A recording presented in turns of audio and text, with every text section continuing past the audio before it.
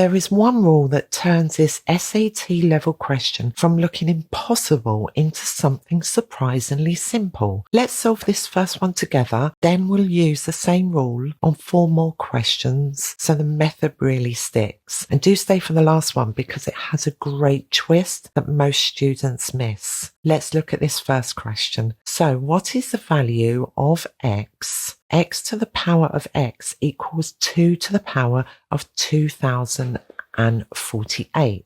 When we have the same base and the same value as the power, we need to change the base into a bigger number. So what we're going to do is we're going to just see if we can divide that number by a small prime. And as this one ends in 8, it's an even number, so we can divide it by 2. And the rule we're going to be using is the power of a power rule. And that says if something, say a for example, to the power of x or to the power of y, then the rule says that we multiply the powers. So for example, a to the power of 2 all to the power of 3 is actually a to the power of 2 multiplied by 3, which would give us a to the power of 6. And therefore, using that rule, we're just going to reverse the process. So where we've divided by 2, 2 to the power of 2048 now becomes 2 to the power of 2 multiplied by 1024. And as we have 2 to the power of 2, which is 2 squared, we can evaluate that and change our base to become 4. So now you see we're starting to increase the base. So we have 4 to the power of 1024.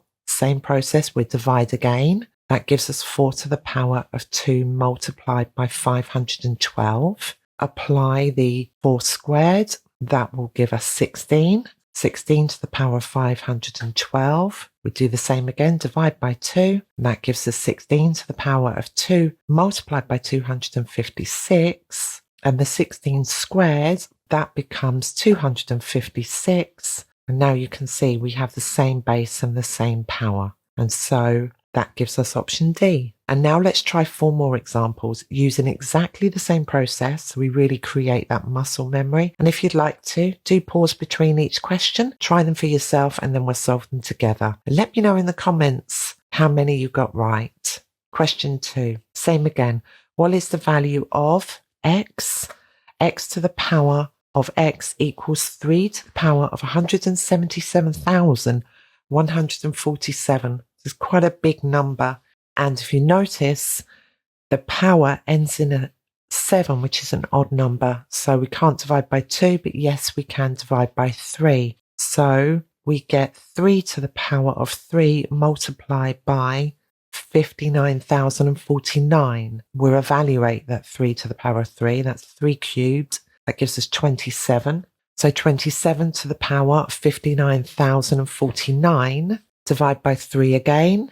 We have 27 to the power of 3 times 19,683. 27 cubed. That gives us 19,683. And to the same power, therefore that's option B. On to question 3.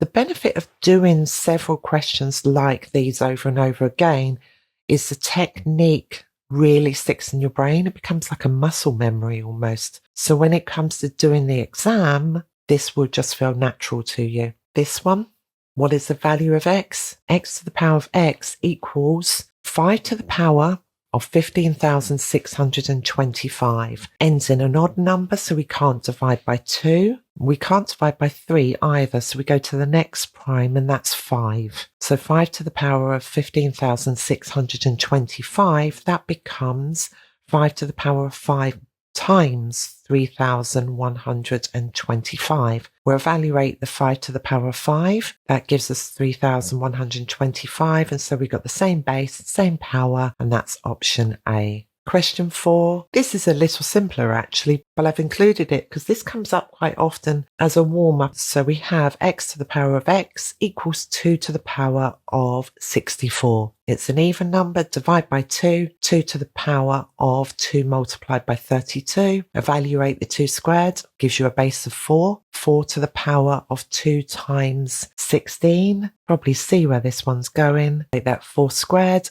That gives you 16 to the power of 16, which is option C. And now the final question, and this is the one with the twist that I mentioned earlier. See if you can spot what changes before I get to it. Let me know in the comments if you noticed it before the solution. So we're going to apply the same process. Our question, x to the power of x equals 3 to the power of 4,374. So we notice we have an even power, we divide by 2, and that gives us 3 to the power of 2 times 2,187. Can you see it? The power now ends in an odd number, so we can't continue the process of dividing by 2. We have to move to our next prime, and that's 3. And so if you're not using the power of a power rule, well, if you're not using the power of a power rule in these questions, they would virtually be impossible. But here's a clear example that sometimes you've just got to change your method a little bit. And here, because we can't divide by 2, we divide by 3. We end up with 9 to the power of 3 multiplied by 729, and then 9 cubed, 9 to the power of 3, that becomes 729, and so we've got the same base and power, and that gives you option A. And there we have it, all 5 questions. Hope you found that really helpful. It's interesting though how they pan out, isn't it, these questions, because at first they do look crazy daunting, but particularly in an exam like an SAT, we know you only get about a minute and a half per question, so they can't be that long-winded. And so there has to be a quicker way to work through them. And that's usually what the examiner's testing you on. They're testing to see if you spot the rule that you should apply to get the answer. And if you'd like more videos like this, or there is a topic you'd like me to cover next, do let me know in the comments. I'm more than happy to record any requests. Thank you so much for watching. Take care, and I'll see you in the next one. Bye bye.